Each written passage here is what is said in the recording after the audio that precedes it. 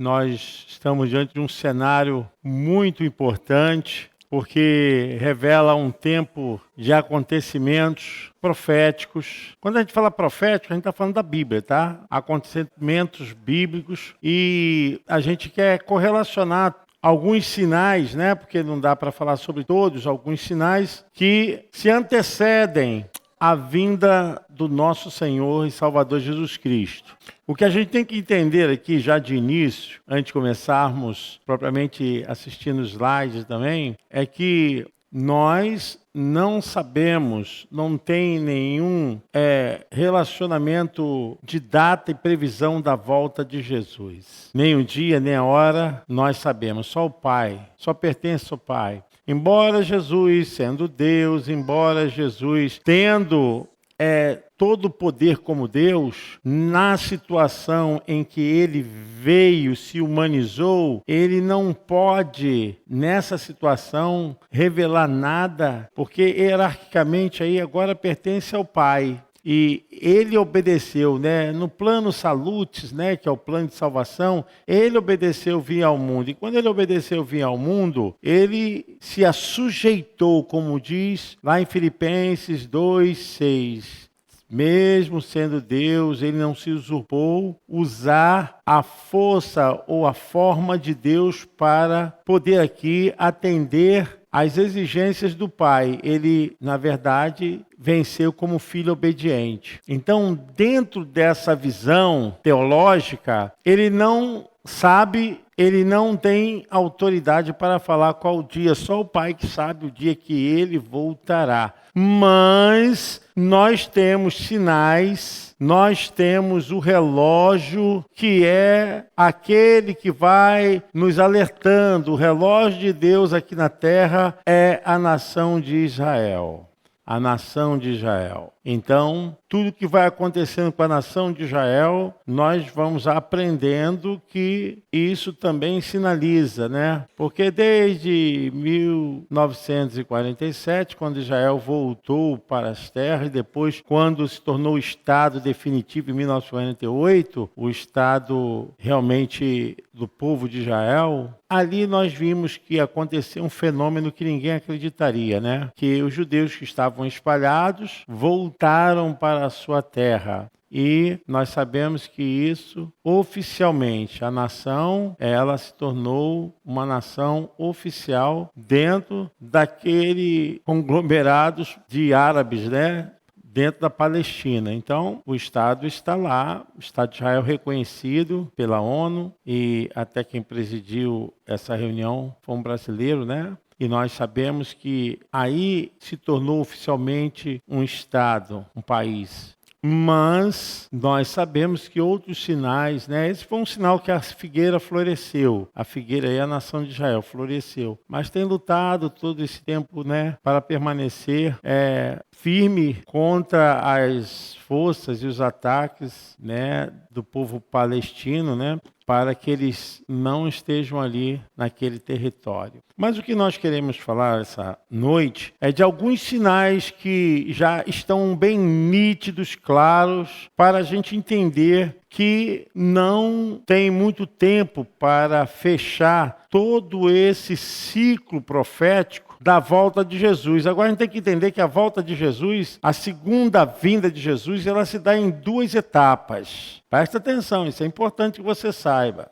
São duas etapas. Primeiro, a etapa, ela vai acontecer com arrebatamento. Então, nesse caso, só a igreja, aqueles que aguardam, aqueles que esperam, aqueles que permanecem firmes, que ouvirão o toque da trombeta. Então, dentro da segunda vinda de Cristo, nós temos duas etapas. A primeira etapa é para a igreja, quando a igreja vai sair desse cenário de conflito, porque eu sou pré-tribulacionista e a nossa denominação também é. E a gente percebe claramente que a igreja, ela não vai passar pela grande tribulação, né? O princípio de dores nós já estamos vivendo.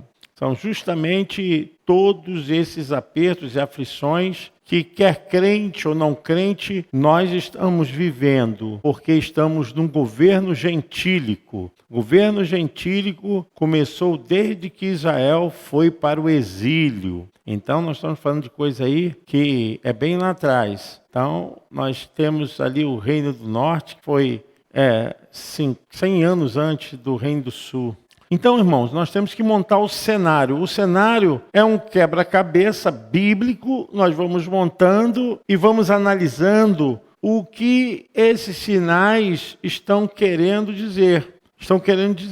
E nós devemos nos preocupar, porque eu vejo que o que está acontecendo, tudo revela que nós estamos bem perto, muito perto dessa volta do Senhor Jesus Cristo, na primeira etapa para a igreja. E na segunda etapa da segunda vinda, primeiro ele só vai ser visto pela igreja, por isso que é a primeira etapa. Aí sim, na segunda etapa da sua segunda vinda, todos os olhos verão, todos então vão perceber o Filho do Homem. Só que aí não virá mais como aquele homem que veio e entrou em Jerusalém e em cima de um burrinho. Não, a Bíblia diz, como diz Apocalipse capítulo 19, ele virá, como vencedor, como guerreiro, em cima do cavalo branco. E o cavalo branco representa aquele que traz a vitória, Falando aí dos grandes conquistadores, principalmente daqueles grandes homens que fizeram notórias suas conquistas no Império Romano. Então, eles, quando voltavam de uma batalha, eles entravam triunfante em cima de um cavalo branco. E assim como João, do Apocalipse, ele escreve dentro de um cenário onde vivia todo aquele período dos imperadores, e logo que a revelação que foi dada a ele foi para o entendimento dele, para uma época, para uma cultura. Então, é da maneira como ele vê, Jesus vindo, um cavalo branco, e triunfando, e com ele vindo todos os seus escolhidos. E aí, então, depois nós vamos ver que ele vai interferir contra as nações que levantarão para destruir Israel, e é onde será a guerra de Gog e Magog no campo de Josafá, e é uma outra fase que nós vamos falar. Mas só para vocês poderem entenderem, que nós estamos dentro de um cenário que é muito indicativo dessa segunda vinda de Jesus. Dentro da sua primeira etapa, a igreja tem que estar preparada.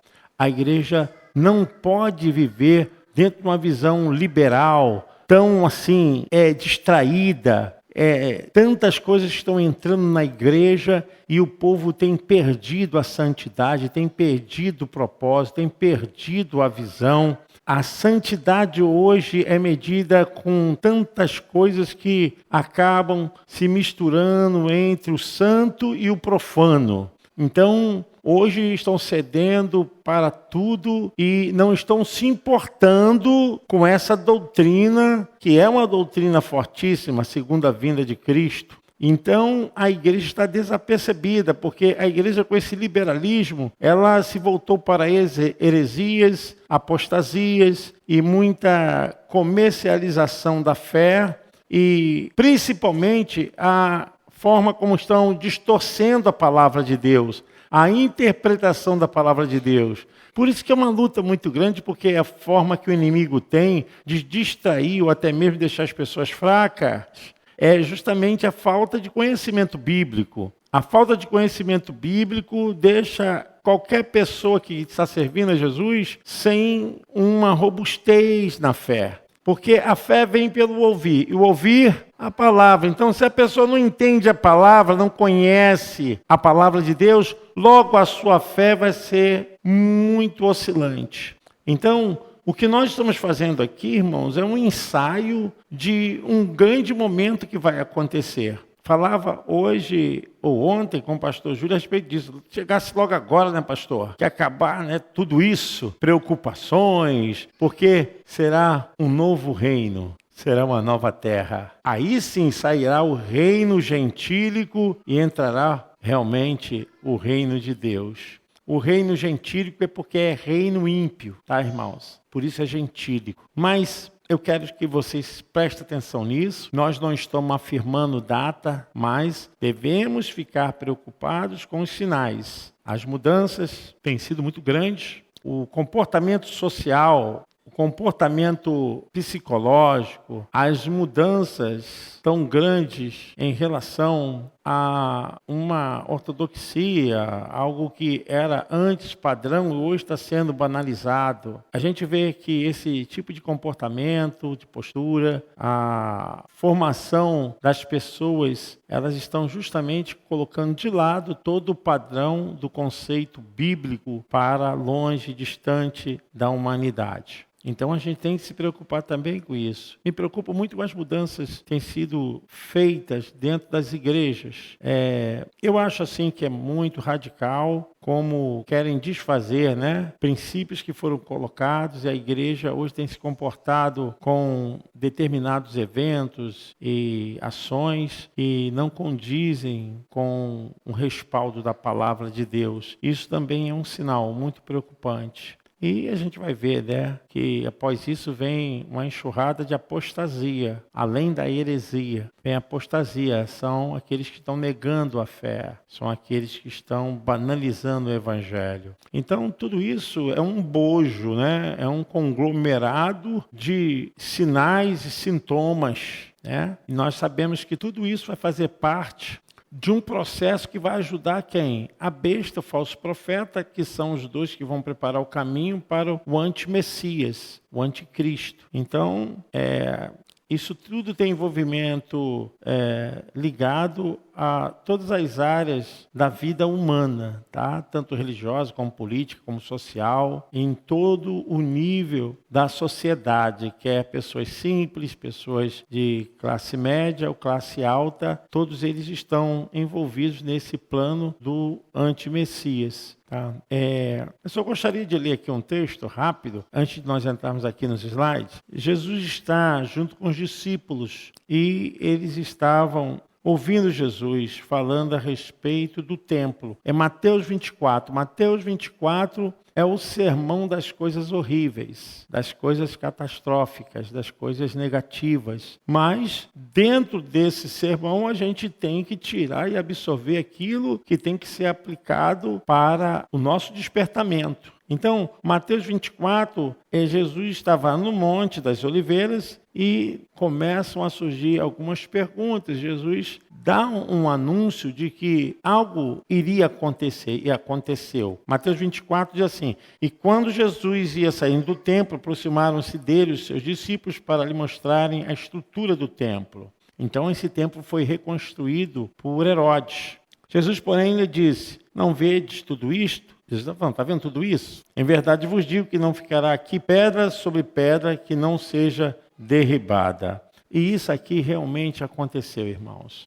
Depois de 70 anos da morte de Cristo, nós sabemos que Jerusalém foi invadida por Roma. Invadiu Roma e foi uma verdadeira carnificina. Mais de 1 milhão de judeus foram mortos, porque a resistência contra o exército de Roma levou muitas pessoas a tentar lutar, mas isso foi de uma destruição assim muito terrível. Então, muitos foram crucificados, muitos foram torturados e foi uma coisa horrível. E o que eles souberam? Porque o primeiro templo que Salomão construiu, tudo era de ouro. Então a ideia que eles tinham que aquele templo também tinha paredes de ouro. E quando Jesus falou assim: olha, não vede tudo isto, Jesus estava falando do templo. E esse era o terceiro templo. O primeiro templo foi de quem? Salomão. Isso. E a gente vê que nesse templo a riqueza era abundante. Era abundante. Então, quando eles vão para o terceiro templo, que é o templo em que Herodes Antipas ele reconstrói, não tinha a Arca da Aliança e não tinha mais nada de ouro. Amém, irmãos? Não pode dormir não, acorda aí, Jesus está voltando, hein? Então, é importante você saber disso para depois a gente entrar no assunto propriamente dito. E quando Jesus falou isso, o que acontece? Aqui nesse caso, Jesus falou: não ficará aqui pedra sobre pedra que não seja derribada. O exército, sabendo que ali no passado tinha muito ouro, o que eles fizeram? Eles quebraram o templo todo, procurando o quê? Procurando ouro. E não acharam nada, não acharam nada. Então, primeiro templo, Salomão, segundo templo foi Zorobabel, né? Até que Esdras foi ajudar a construir os muros. E terceiro templo, que foi pela reconstrução, a ajuda de Herodes. E aqui realmente, 70 anos depois, aquele templo foi totalmente destruído. Bom, e agora o povo judeu foi espalhado, foram mortos. O registro é que mais de 1 milhão de judeus na entrada de Tiro, ele era o comandante do exército. Quando ele entrou, ele então fez essa desgraça toda contra os judeus. E o seu pai, que foi depois ascendido como César em Roma, e ele teve essa honra, né, de ser aquele que entrou e dominou na Palestina, e principalmente em Jerusalém, onde era o lugar chamado Judéia. Então, irmãos, dali em diante, o povo foi espalhado. Vocês estão entendendo? O povo foi espalhado. A nação perdeu a sua pátria. E eles foram espalhados, e quando voltaram, nós sabemos muito bem que eles não tinham lugar para ficar, e foi quando a ONU decidiu reconhecer o Estado de Israel, e eles permaneceram ali, mas lutam até hoje. Isso aí também é uma outra história em relação a quem tem direito de verdade àquelas terras, né? E como começou, por que tem e existe essa guerra entre muçulmanos e judeus, né? São parentes e, ao mesmo tempo, vivem em guerra. Mas vamos falar a respeito da segunda volta de Jesus, porque agora nós temos um cenário quase todo pronto, montado. Imagine que você pudesse estar agora com as peças para montar um quebra-cabeça. E agora você está faltando só algumas peças para concluir todo o seu quebra-cabeça. Então, nós vamos andar agora para montar esse quebra-cabeça, tá bom? Amém, irmãos? Você pode aplaudir o Senhor aí? Você acorda meia dúzia aí. Vamos lá, vamos ver aqui o que nós temos preparados essa noite. A gente quer seguir uma sequência de entendimentos. Se vocês anotarem esses entendimentos, a base está ali, Mateus 24. Os versos são 3, o 8, o 11, o 14. Mas todo o capítulo 24 é uma base para a gente ter os sinais correlacionados à segunda volta de Jesus. Pode passar. Para que a igreja não seja apanhada de surpresa, Jesus revelou alguns sinais que anteceder a sua vinda. Tá? Jesus assegurou que os céus e a terra passarão, mas suas palavras não hão de passar. A igreja deve estar alerta, pois o retorno de Cristo está perto do que podemos imaginar. Bom, precisamos lembrar 3 coisas ditas no Novo Testamento quando o assunto é a volta de Jesus. Primeiro, Mateus 24, 36. Ninguém, a respeito do dia, tem conhecimento quando Jesus vai voltar. Daquele dia e hora ninguém sabe. Ninguém. Qualquer tentativa de prever não passará de soberba e heresia, loucura e engano. Todos os que tentaram predizer a data da vinda do Senhor ou do fim do mundo caíram em vergonha e descrédito, porque a afirmação de Jesus é inconfundível. A Bíblia diz: não estais em trevas para que aquele dia, como ladrão, vos surpreenda. Então a Bíblia fala da vida de santidade, né? Se a pessoa tiver em corrupção espiritual, estiver fora daquilo que é da direção de Deus, então a Bíblia chama de trevas. Não estais em trevas. Apesar de não saber o dia e a hora, isso não significa que estamos distraídos, seja uma surpresa para nós. Se somos cristãos atentos, então estamos preparados para esse momento, tá? Terceiro, e por fim ainda um terceiro versículo. Desde que eu comecei a palestrar que parece que está uma guerra espiritual aí fora da nave.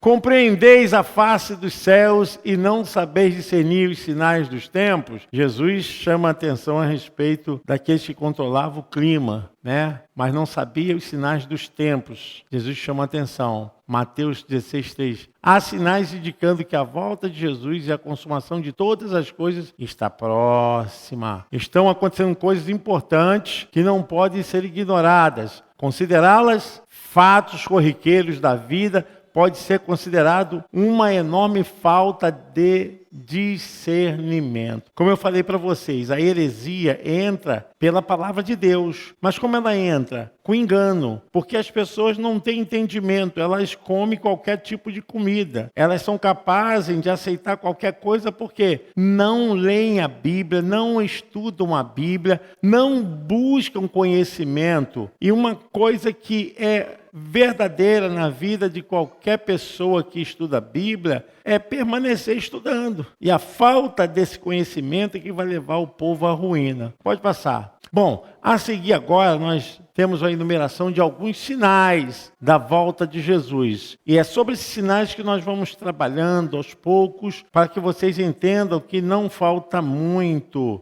para acontecer esse maior advento na face da terra. Falsos cristos. Mateus 24, versículos 4 e 5. Falsos cristos, tá? Jesus respondendo disse: acautelai-vos que ninguém vos engane, porque muitos virão em meu nome dizendo, eu sou o Cristo, e enganarão a muitos. Então, nós temos que ter muitos sinais em relação a isso aí. Tem muitos sinais, inclusive vários acontecimentos ocorreram na história humana porque pessoas acabaram iludidas e foram convencidas a cometerem suicídios coletivos, né? Isso já aconteceu em vários lugares e essas pessoas se dizem, né, ser o Cristo. E a gente pode ver que há muita coisa no mundo ainda acontecendo que pessoas, em vez de adorarem a Deus, estão adorando ainda o ser humano. E as pessoas, o ser humano gosta disso, porque o ser humano, ele quando sente assim, ainda mais que for um ser humano narcisista, né? Que gosta de ser bajulado, adorado, é o que nós temos aí. Então, a adoração é só a Deus. Toda adoração a homem, isso é uma imagem que confronta diretamente a santidade de Deus. E Jesus falou a respeito dos falsos cristos. Pode passar, pode passar. Guerras e revoluções. Gente, a gente está agora vivendo pelo menos 2 guerras bem faladas, né? Que é a Rússia e a Ucrânia. E temos agora a nação de Israel contra os movimentos dos terroristas, né, do Hamas, e se não me engano, parece que o Hezbollah também já entrou, não sei, alguma área da Cisjordânia já estão manifestando um apoio, né, como o próprio Irã apoia todo esse movimento contra Israel e também a Síria, né, a Síria que era a antiga Pérsia. Então, gente, guerras nós estamos vivendo, não só essas guerras agora, não, tem mais guerras aí, mais guerras nós vamos ver. Então, o cenário já foi marcado com sangue, as nações mais fortes subjugando as nações mais humildes. Então, Jesus falou a respeito de guerras e conflitos entre as nações como dos sinais de sua volta. Atualmente temos visto também a ameaça do terrorismo, que é também um tipo de guerra. Então, nós estamos vivendo em guerra e não tem mais como impedir essa ascensão, né, de países que têm um poder bélico, que têm o poder de armas nucleares, de invadirem outros países ou cometerem um maior absurdo contra os direitos humanos. Bom, isso aqui é interessante e vale a pena a gente ler, porque sabe o que diz? O século XX, o século que passou, apesar da euforia de que tudo progredia a passos largos em direção a uma utopia mundial, foi marcado por 2 sangrentas guerras mundiais. Estamos falando do século XX, nós estamos no século XXI. Seguida por inúmeros conflitos de Guerra Fria. Apenas 21 anos após ter terminado a Primeira Guerra, quando o mundo achava que estava em paz, estourou a Segunda Guerra, que deixou um saldo de 77 milhões de mortos. Destes, pelo menos 7 milhões de judeus.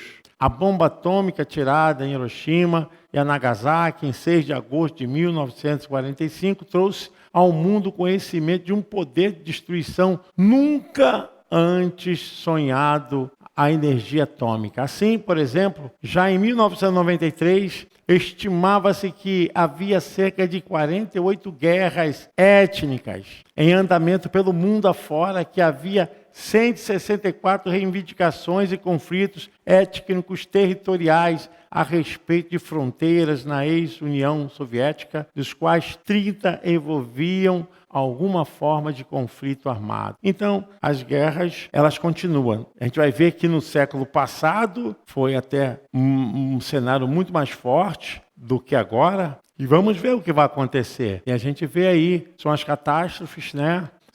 Gente, está acontecendo uma catástrofe no mundo todo. A gente tem percebido isso, que a mudança climática, nós estamos vivendo um tempo muito, assim, de descontrole da natureza. A gente vê que o mar está tentando tomar o seu lugar, né? Que o mundo está passando por muitas transformações, né? E hoje mesmo aqui no Brasil, a gente está vivendo isso. Esse calor absurdo, e tentam dar explicações, mas a gente vê que, de maneira assim geral, o planeta tem sido transformado para pior, o ecossistema tem sido atingido diretamente, e a Bíblia fala de catástrofes naturais, tá? Mateus 24, versículo 7. Porquanto se levantará nação contra nação e reino contra reino, e haverá fomes e pestes e terremotos em vários lugares. Então, nós já sabemos que isso está acontecendo, né? A gente teve notícia agora, aconteceu em Santa Catarina, aquela inundação, casas sendo levadas e pessoas, infelizmente, perdendo suas vidas, e a mudança climática atingindo alguns lugares do nosso Brasil. Pode passar. Ao analisar Mateus 24, 7, 8 e Lucas 21, 11, mais cuidadosamente, o Senhor Jesus disse que as guerras serão seguidas de fomes. Gente, a fome hoje ainda impera. De pestes, né? Considerando as epidemias, pestes, epidemias. A gente viveu isso agora em 2019 e se arrastou até 2021, a gente sofrendo com essa peste, né, que é a epidemia, de terremotos em vários lugares. O versículo nos diz que não necessariamente as epidemias, as fomes e os terremotos acontecem por causa da guerra, mas são vários eventos que acontecem sucessivamente e simultaneamente. Então, não aqui está fortalecendo a argumentação que isso está acontecendo por causa das guerras. Não, isso são acontecimentos que têm as suas causas isoladas, né? Parece que é um quadro de acontecimentos catastróficos, proféticos mesmo. Cada vez mais a situação está difícil. Pode passar. Terremotos, né? O tsunami no sudoeste asiático, os tufões e terremotos dos últimos 20 anos têm, de fato, produzido preocupações para as autoridades mundiais. Pesquisas científicas fazem predições mais apocalípticas do que o próprio Apocalipse. Quer dizer, eles têm uma previsão muito pior do que o próprio livro do Apocalipse relata. Não há perspectivas positivas nesse sentido. O número de terremotos tem aumentado assustadoramente nos últimos 20 anos. Entre 2000 e 2010 aconteceram mais de 200 mil terremotos. Olha aí, gente. Peste são outro sinal que marca a preocupação sanitária. Ao mesmo tempo em que a tecnologia aumentou no século XXI, os vírus também têm evoluído, tornando-se cada vez mais fortes e perigosos. Aí a gente vê, em 2002, uma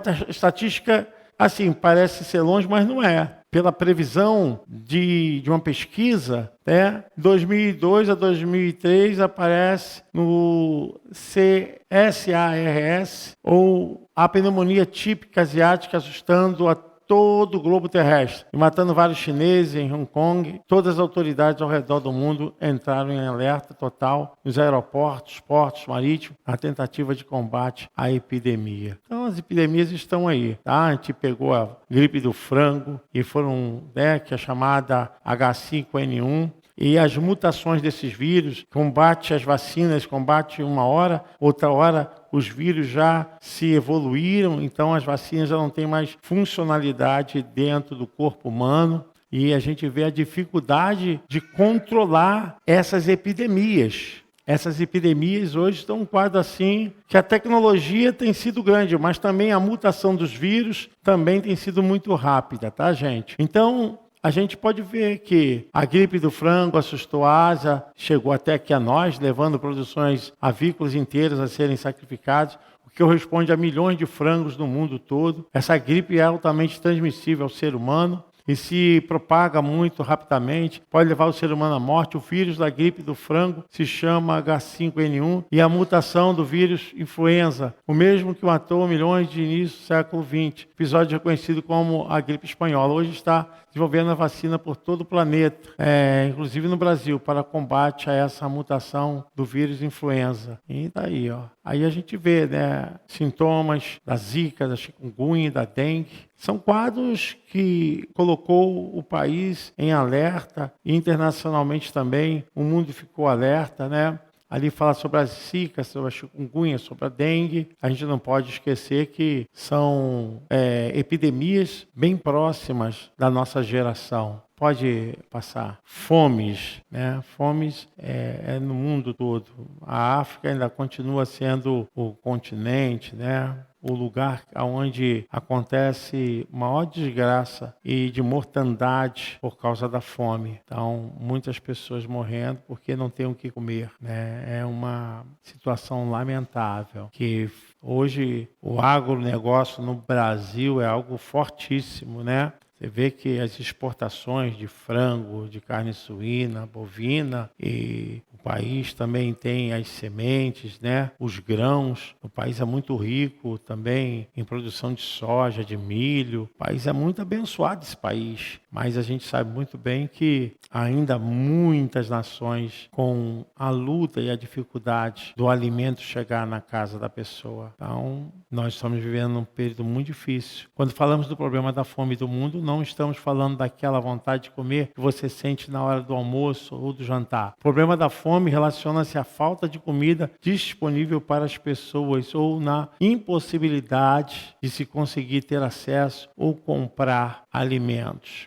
Eu até sigo um missionário que ele tem um trabalho lá em Angola, que ele faz esse trabalho social dentro do evangelismo, né? Onde ele organiza uma fila assim tremenda de crianças que comem ali arroz e feijão quando tem, e quase não tem proteína nenhuma. E a gente vê, né, o que está acontecendo bem perto da gente, a situação cada vez mais gritante. Bom, gente, isso é uma parte mais terrível que a gente não pode esquecer, que é a perseguição aos cristãos, tá? Hoje tem muitos cristãos morrendo, muitos missionários morrendo, muitos pastores morrendo, que estão nessa linha de frente, levando o evangelho, muitas vezes levando Bíblia em contrabando, né?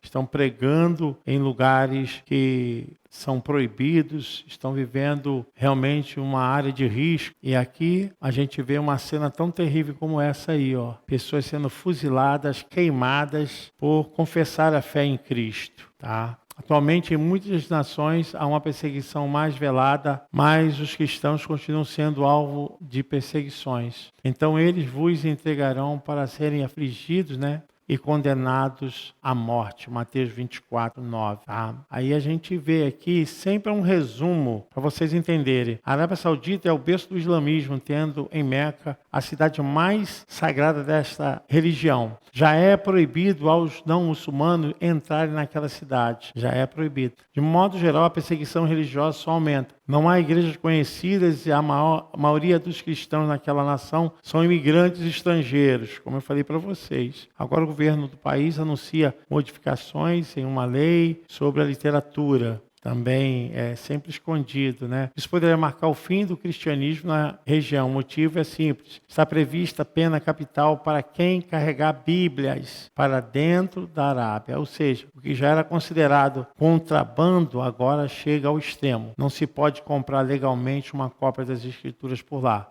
A Missão Clamor do Coração divulgou em seu relatório mais recente que, ao legislar sobre a exportação de drogas ilegais. Inclui-se um artigo que aborda todas as publicações de outras crenças religiosas não islâmicas e que tragam prejuízo. Ou seja, compararam, né, quem transportasse Bíblias como aquele que também está traficando, está levando drogas para a Arábia Saudita. Ou seja, na prática, entrar com uma Bíblia na Arábia Saudita será o mesmo que carregar cocaína ou heroína. E é assim, essa é a nossa realidade. A gente tem aqui toda a liberdade, mas eu estou falando dos sinais. Coreia do Norte, como vocês já sabem, que é uma parede imbatível, é um muro de ferro. Estima-se que 50 a 70 mil cristãos sofrem diariamente em campos de trabalho forçado, tá, no norte coreanos. Então, Somália, se um cristão ex-muçulmano for descoberto na Somália, pode ser condenado à execução imediata.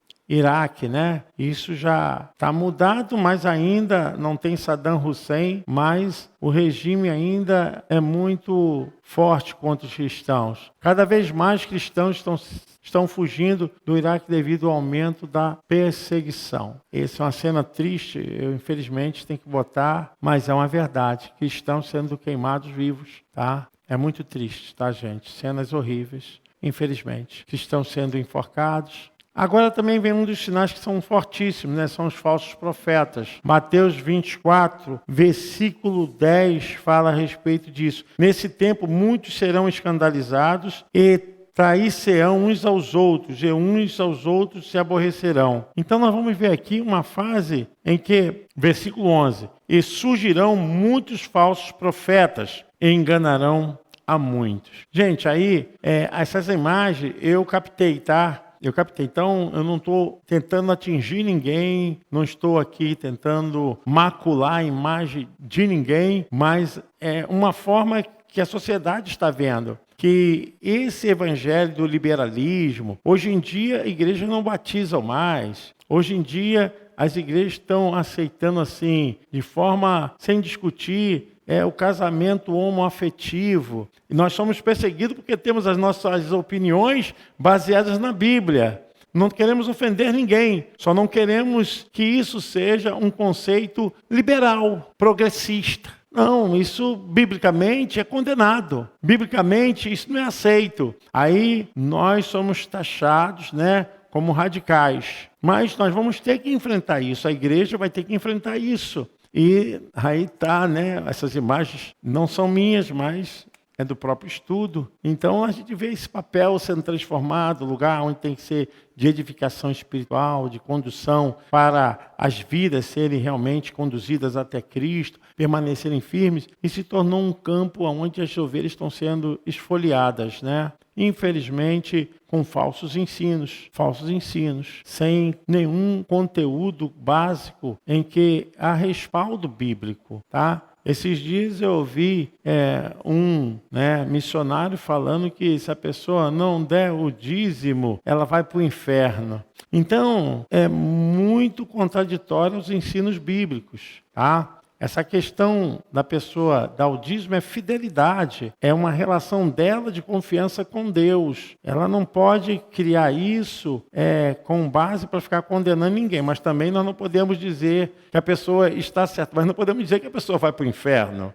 Então, se chega a um absurdo, a um extremo, a pessoa que dá o dízimo dá de coração e dá com consciência, sabendo.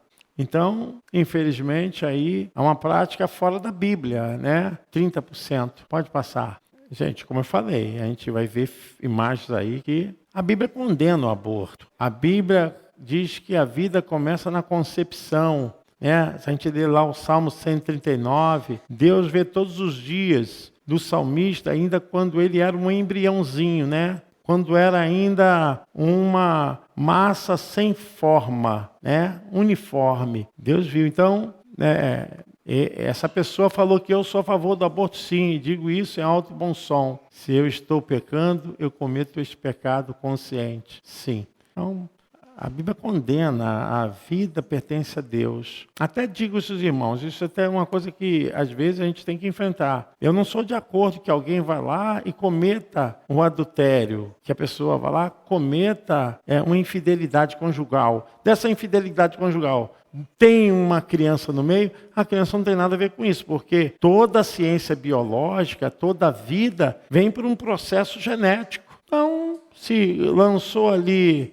o sêmen e aquilo, aquela bênção fecundou, é vida. Mas não estou aqui respaldando o adultério nem infidelidade conjugal, irmão, jamais. Mas eu estou falando da vida, da vida. Pode passar. Então a gente vê a pregação do evangelho sendo achincalhada, né? Se você tem dinheiro, carro, mansão, venha, Jesus vai te dar. Isso é uma coisa que não existe biblicamente. Pelo contrário, né? A gente vai ver que os discípulos morreram pobres, morreram sofrendo, né? Se a gente for ver a morte de todos os apóstolos, o único que não morreu de uma morte de perseguição foi João, o restante foi tudo morte de perseguição, né? Crucificados, queimados, apedrejados. É uma coisa que não tem como as pessoas hoje estão vendendo. A igreja, infelizmente, perdeu essa visão. Irmãos, eu não estou sendo contra a pessoa falar de vida abençoada financeira, mas eu estou falando com os cuidados de promessas e de coisas e a gente colocar o reino de Deus somente nessas coisas, somente em bens materiais, somente em coisas físicas. E o reino de Deus é muito mais do que comida e bebida, né? Lucas 12:15 diz: então lhes disse, cuidado, fiquem de sobreaviso contra todo tipo de ganância. A vida de um homem não consiste na quantidade dos seus bens. Então, muitas pessoas com essa ganância acabam perdendo a salvação. Pode passar. Apostasia. Nós estamos vivendo um tempo de apostasia, esfriamento espiritual. Gente, vocês já perceberam como as pessoas, quando falam a respeito da sua experiência com Jesus, falam sempre no passado? Parece que não tem hoje. A verdinha aqui. Aqui está funcionando aqui. Volto ao assunto. Aqui não voltou não. A apostasia ela está presente hoje com um esfriamento muito forte entre os irmãos. Então as pessoas hoje vão falar de suas experiências com Jesus sempre com saudosismo. Então por quê? Porque já esfriaram na fé, já não são mais como era antes, já não estão tão aplicados e voltados com aquele sentimento que tinham antes. Perderam a fé. Perder a fé. A apostasia é esfriar na fé, é perder a fé, é começar a não viver aquilo que de início na sua vida espiritual tinha começado. Então, apostasia significa desvio, afastamento, quer dizer abandono premeditado e consciente da fé cristã. O aumento da apostasia é um sinal da segunda vinda de Jesus. Então, a gente vai ver muito disso, tá? O esfriamento da fé. Há uma pesquisa, não sei qual é o nome da pesquisa, que diz hoje que tem mais descongregados do que congregados. Significa, tem mais pessoas que já passaram pela igreja e estão fora da igreja do que pessoas que estão hoje congregados, né? Participando, ativos. Tem pessoas que vêm, mas não são congregados. Tem pessoas, então eu digo congregados mesmo. Então a gente passa por um período de apostasia, de esfriamento da fé. Nós estamos gastando mais tempo procurando atrativo para trazer os membros do que para evangelizar quem não é evangélico, quem não é salvo. Então nós estamos agora com receio de perder até o que estão aqui dentro.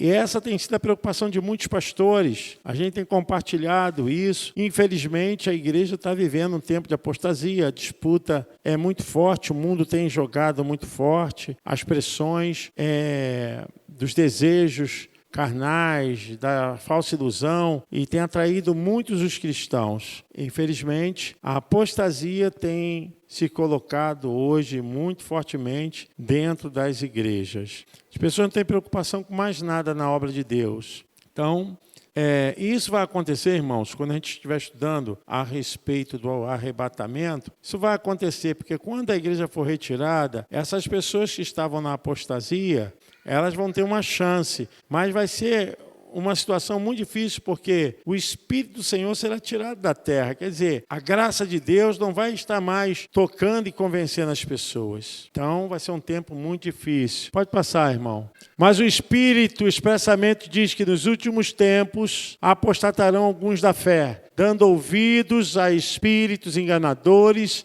e a doutrinas de demônios, pela hipocrisia de homens que falam mentiras, tendo cauterizado a sua própria consciência. Está aí, 1 Timóteo, né? Então, 1 Timóteo capítulo 4. A gente vai ver 4, versículo 1, versículo 5. Pode passar.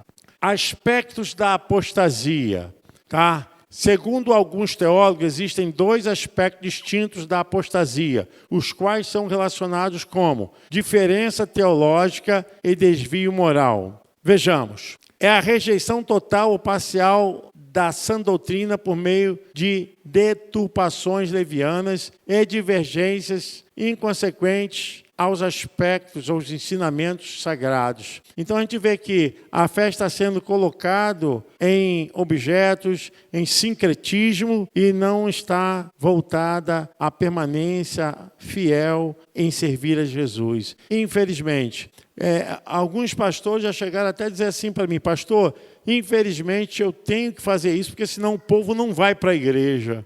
Então, vocês verem a situação como está ocorrendo. Então, ele prefere fazer como Arão, né? Fazer o bezerro de ouro, do que confrontar a multidão que está vivendo dentro dessa apostasia tão terrível.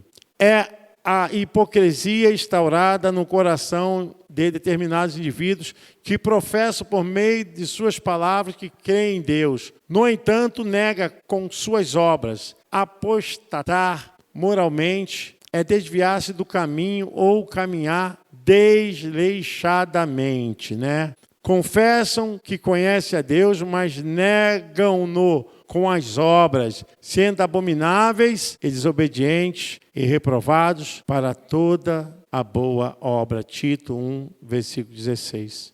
Estes deturpam as Escrituras e acabam por aceitar o erro, como, por exemplo, a teologia da prosperidade, né? Não tem como não falar disso. O culto a anjos e muitas coisas mais. Então está aí.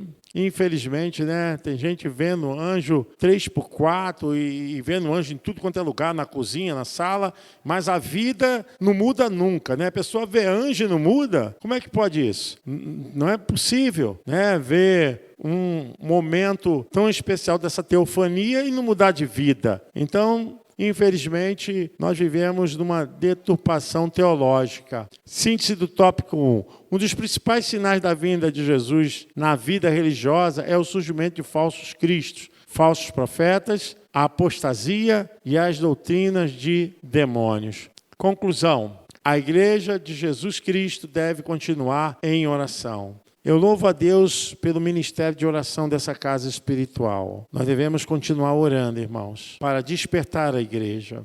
Porque a oração ela tem poder de proteção. Tem a oração que tem o poder de trazer realmente o novo de Deus. E nós estamos vivendo um tempo que precisamos de renovo. Precisamos ser despertados. Ore, meu irmão, para que a sua fé não sucumba. Então, vamos continuar orando e vigiando, como coluna e firmeza da verdade, aguardando em santificação a volta de Jesus. Para refletir, né? Você possa refletir. Segundo tudo que falamos aqui, quais sinais vão acontecer à volta de Jesus? O que significa apostasia? O aumento da apostasia é um dos sinais da volta de Jesus? Os cristãos continuam sendo alvo de perseguição? Por quê? Cite alguns sinais que vão acontecer à volta de Jesus. Então, a gente pensa que não falta mais nada, irmãos. A respeito dos sinais, não falta mais nada.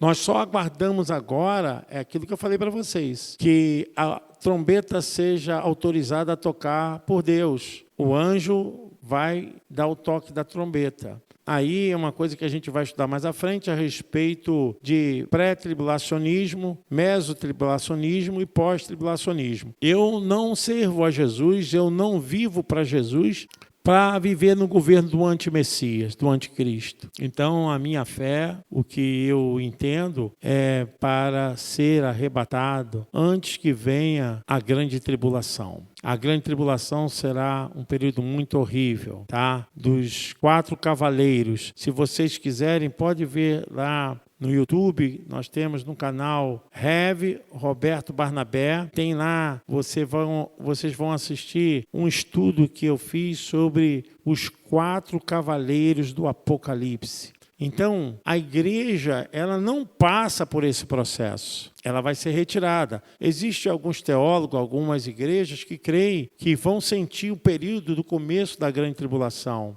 E tem alguns teólogos e algumas igrejas que defendem de forma completa, na totalidade, que a igreja vai passar pela grande tribulação.